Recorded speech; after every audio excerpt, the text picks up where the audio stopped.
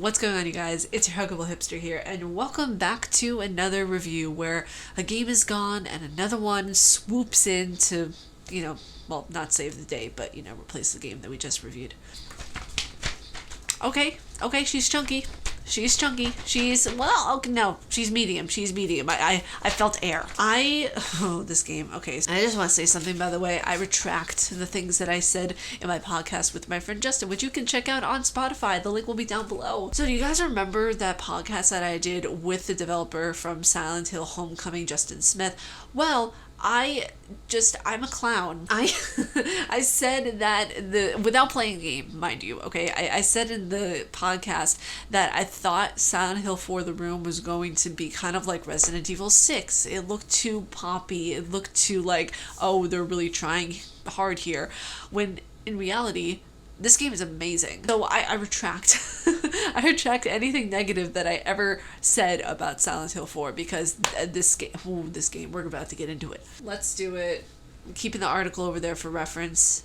I'm going for it. I'm so excited about this review. I'm going to stop yammering and start yammering about this. What am I even talking about today? I'm so tired. So the Curse of Silent Hill makes you a wanderer, a nomad in an ever-present world of the dead and the living. Silent Hill 4 The Room, we take a closer look at the psychology and mentality of the lonely, the victims, the killers, and the concept of a waking nightmare. Also, we look at the monsters who were once human, now damned to a purgatory-esque hell, and all of us are damned, in essence, just some more so than others. Was it all just a dream? That's the main theme that you see going on around this game. It's kind of this waking nightmare that you're in where you are walking through hell. You're wading through hell like water in a sense. You're here, but you're not really here. Stagnant in a state of morbid confusion, and in Silent Hill 4, it brings into existence the fears and the concepts of mortality and how much time do you have? What are you doing with that time? All these different things of mentality come into play, and I really think that's very interesting.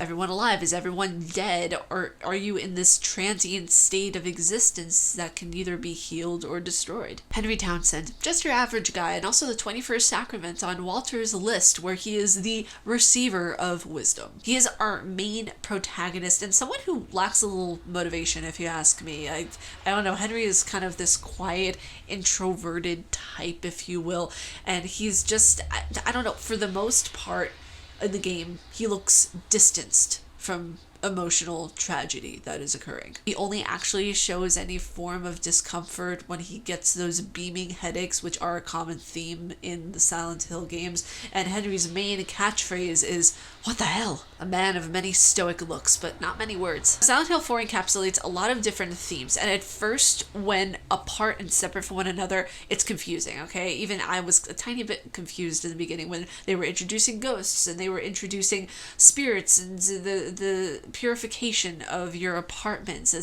psych ward, the wish house. I was all trying to think how this would meld together in a cohesive way, but wait, my friends, it does. And there's the concept of there being separate yous in the universe, kind of a multiverse doppelganger-esque theory we have going on.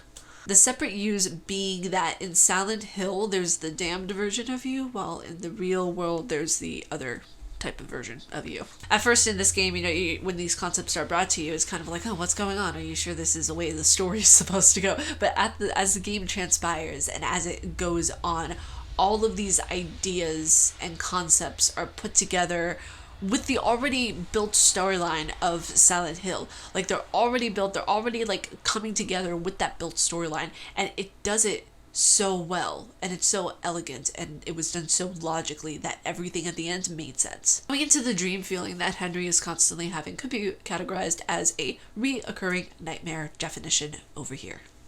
Now, a recurring nightmare is too simplistic for this overall idea and theme of the game. If it were that simple, I would just close off the review right now. Okay, bye. See you guys later. Go into a hole for me. Henry's interactions with the characters, with the world, the nightmare, the town of Silent Hill are much more complex than just stating that it's a reoccurring nightmare, which I've had a few people tell me. This game links all the other Silent Hill games together, which I'm very surprised that it does, because when you get into such a complex universe, which actually, I will state this right now on the record, that Silent Hill has a more complex complex storyline than Resident Evil, I said it, okay? It's a way better story than Resident Evil. Resident Evil, you have zombies and a T-virus, and you have to heal people, and it's just, it gets confusing at times, not in the good way. I don't think getting confused ever in the good way is good, or there ever can be a good way of confusion.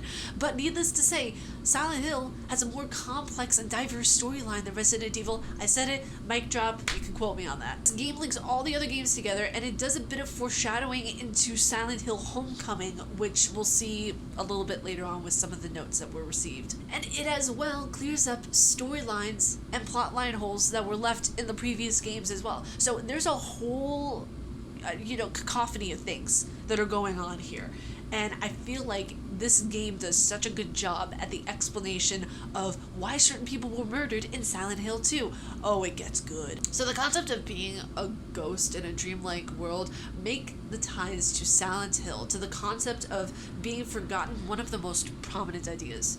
The concept of being a ghost in a dreamlike world makes the tie in Silent Hill that the concept of being forgotten is one of the most prominent things in this game universe. Silent Hill is everyone's worst personal nightmare. It's something of where we can see that in every single game, where James Sunderland tries to take control over his wife. He kills his wife. Alex's hatred towards his parents, and Heather's misplaced guilt of how she basically hates herself for just being alive after she found out who she really was. Imagine carrying guilt for basically existing, This game encapsulates what mental illness can be, fighting demons that you can only see in your interpretation of them. This is why it's so important for you in this game to purify your apartment. The main character is fighting things that he can't even see.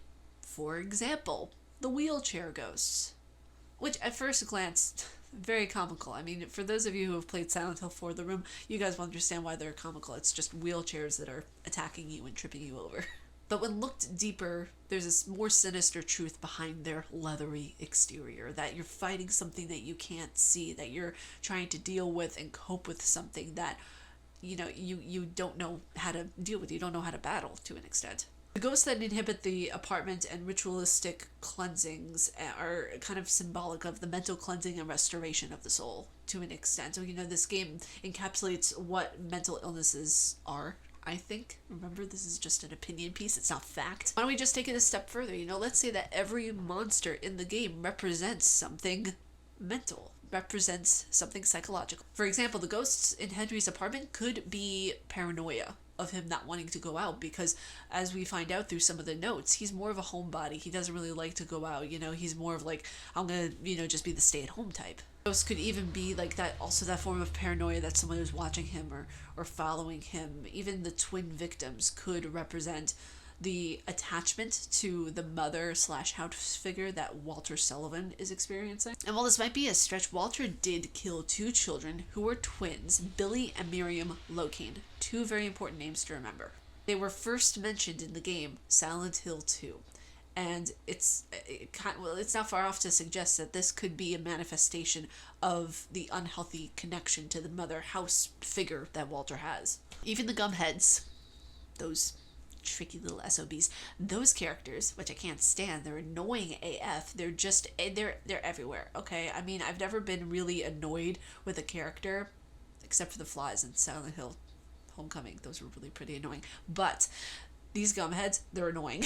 Kind of a symbol of, as stated in the Silent Hill community from what I researched and gathered, that they are a representation of Walter's misanthrope that he has towards the world and its inhabitants, if you will. So let's go into something that I was really, I had like an epiphany almost, okay? No, not that epiphany, even though, we should daily appreciate the song Epiphany because it's beautiful. While Hideo Kojima did not have a direct role in creating this game, I feel as if off-screen, I know I'm using air quotes today, but off-screen, he had some influence, and I was kind of shocked to see this. I was really shocked to see this. Use of the umbilical cord is the start of what Death Stranding was going to be, because this game has a lot of references to birth, to the umbilical cord, the mother figure, this link between the living and the dead, being a living ghost in between worlds.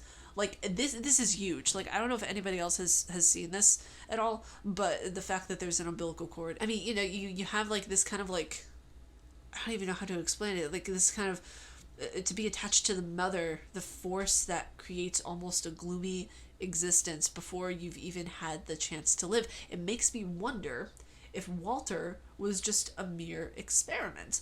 And it makes me wonder, like, since he's the cause of the existence of Silent Hill, might not be an accident altogether. There are different kind of things we have to look at here. Yes, the umbilical cord is kind of like this tie between life and death. So maybe he's like more than just human. I mean, obviously, he's teleporting and freaking hitting my main character in the head, with the sledgehammer. So he could be. It all adds up. Listen. Unagi. It all adds up. Going through this game at times was intense, to say the least. Witnessing notes from the previous games and overshadowing for what would become Silent Hill Homecoming was really cool to see. The best part of this game was seeing the connection to Silent Hill 2, especially with the superintendent. Seeing notes from James Sunderland and having the father as one of the main characters. The father was the superintendent, and when I realized that moment and I made the connection, I was like, that last name is really familiar. And then I saw the note from James Sunderland and I was like, wait, but he's the Frank Sunderland, okay? Frank Sunderland. Frank freaking Sunderland. I should have known, okay? Him and his son look so much alike.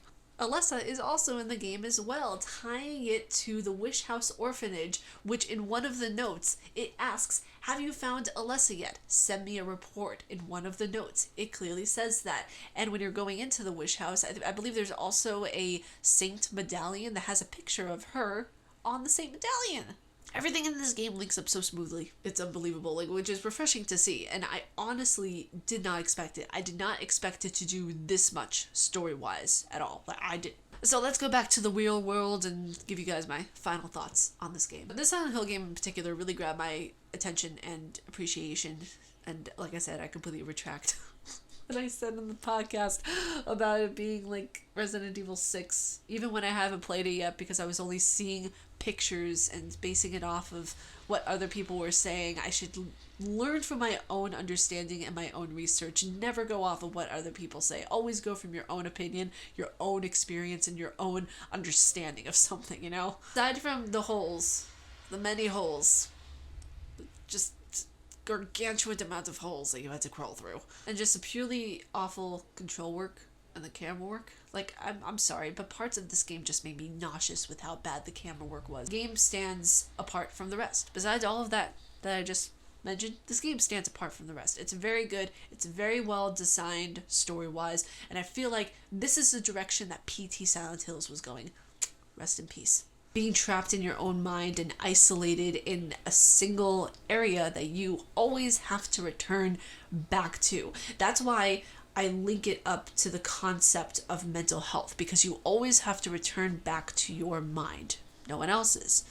You'll have you. You are the only person that you can heal. No one else. There's no escape from yourself. That's basically what the entire game is trying to point out in a very philosophical, psychological way. There is no escape from who you are. It is up to the player to postulate that, obviously, okay? I'm not the be-all, end-all of game reviews, even though I wish I were. Would I recommend this game? Absolutely, 100%, no doubt about it. If you're kind of queasy about some camera angles, I would just be a little, just on the cautious side a little bit. Everyone needs to experience at least one Silent Hill game in their entire life. Everybody needs to experience that moment of just pure adrenaline when you get to encounter Pyramid Head. You guys just need to experience it at least once. So now I've played Silent Hill 2, Silent Hill 3, 4, and 5. I need to experience Origins, I need to experience Downpour, and I need to experience the very first game. You guys, that's it for me. I hope you all enjoyed this review, and if you guys like my face and what I do, please be sure to subscribe and hit that bell down below, because I make videos every Monday, Wednesday, and Friday. And since things are going to be changing up a little bit, considering the fact that if you guys have not yet, be sure to check out my Twitter. It's right over here.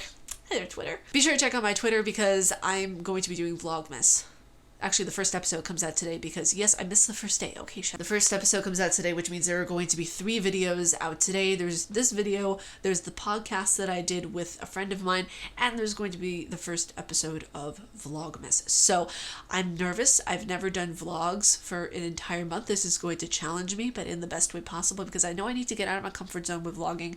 I know I need to do that, so I'm really looking forward to it. But you guys, be sure to stay casually nerdy, and I will see you all in the next video. Peace. That I surprised myself with actually having coffee left, because I think that I drink it all, but I really don't. That's a miracle. Oh, but now it's become iced coffee, which I'm okay with.